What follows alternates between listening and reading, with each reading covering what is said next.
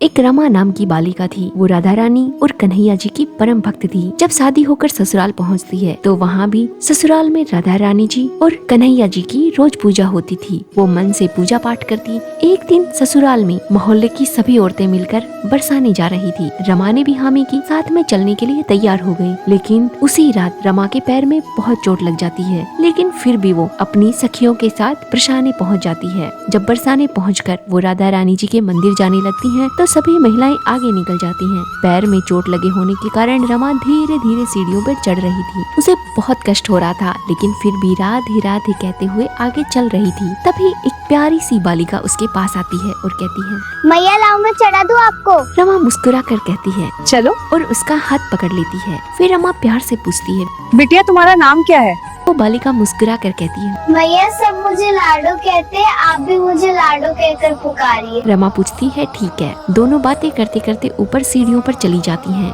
मंदिर में पहुंचकर लाडो रमा से पूछती है, अय्या मोरे लिए कच्छु न लाई। रमा कहती है, बिटिया ये चूड़ी और चुनरी तुम रख लो। फिर लाडो कहती, मैया इससे कुछ नहीं होने वाला, मुझे तो श्रृंगार का पूरा सामान चाहिए। रमा कहती है, अरे अभी तो मैं राधा अष्टमी तक यही हूँ, अगर मैं आज ही सारा सामान दे दूंगी तो कल मुझे सीढ़ियों पर कौन चढ़ाएगा। दोनों ये बात करके हंसने लग जाती हैं। अगले दिन रमा फिर आती है और लाडो के लिए लहंगा चोली लेकर आती है। धीरे धीरे पायल और सारा श्रृंगार का सामान लाती है। छठे दिन लाडो के साथ में एक बालक भी होता है। मोटे मोटे सुंदर नयन, सांवला रंग, दिखने में इतना सुंदर लग रहा था कि कोई भी उसके सांवले रूप पर मोहित हो जाए। रमा लाडो से पूछती है, लाडो आज किसको साथ लाई हो? बालिका मुस्कुरा कर कहती है, मैया ये मेरा सखा है, आपको इसके लिए भी कुछ न कुछ लाना होगा। रमा कहती है, ठीक है, कल तुम्हारे सखा के लिए भी लाऊंगी। अगले दिन रमा उस बालक के लिए मोर पंख, सुंदर सी बांसुरी और पीताम्बरी लेकर आती है। साथ में प्यारा सा मुकुट भी होता है। फिर रमा उस बालिका से पूछती, लाडो मैंने तुझे सारा श्रृंगार का सामान दिया था,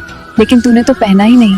तो वो बालिका मुस्कुरा कर कहती है, मैया कल राधा अष्टमी है, कल मैं सारा श्रृंगार करूंगी, देखना। अगले दिन राधा अष्टमी होती है। रमा वहीं फिर आती है, लेकिन उसे सीढ़ियों पर ना वो बालक नजर आता है ना ही वो बालिका। वो आसपास के लोगों से भी पूछती है, लेकिन सब मना कर देते हैं। किसी ने उस सुंदर सी बालिका को नहीं देखा था। रमा के पैर की चोट ठीक हो चुकी थी, तो वो आराम से सीढ़ियों पर चढ़कर ऊपर जाती है। मंदिर परिसर में भी ढूंढती है, लेकिन उसे वो सुंदर बालिका कहीं नजर नहीं आती। भीड़ को चीरते हुए रमा आगे पहुँचती है। अभी राधा रानी और कन्हैया जी का श्रृंगार चल रहा था, इसलिए पर्दा लगा हुआ था। जब श्रृंगार पूरा होता है, पर्दा हटता है, तो रमा की आंखें स्तब्ध रह जाती हैं। जो रमा ने उस बालिका को श्रृंगार का सारा सामान दिया था, वही लहंगा चोली, वही चूड़ियाँ, वही पायल, सब राधा रानी ने पहन रखी थी। और ये क्या, बगल में खड़े श्री कृष्ण जी भी वही मोर मुकुट, वही पीताम्बरी और वही बांसुरी हाथ में लिए खड़े थे। रमा की आंखों से अश्रुधारा बहने लगी। उसे पता ही नहीं था कि वो इतने दिनों से साक्षात राधा रानी जी और श्री कृष्ण जी से मिल रही थी।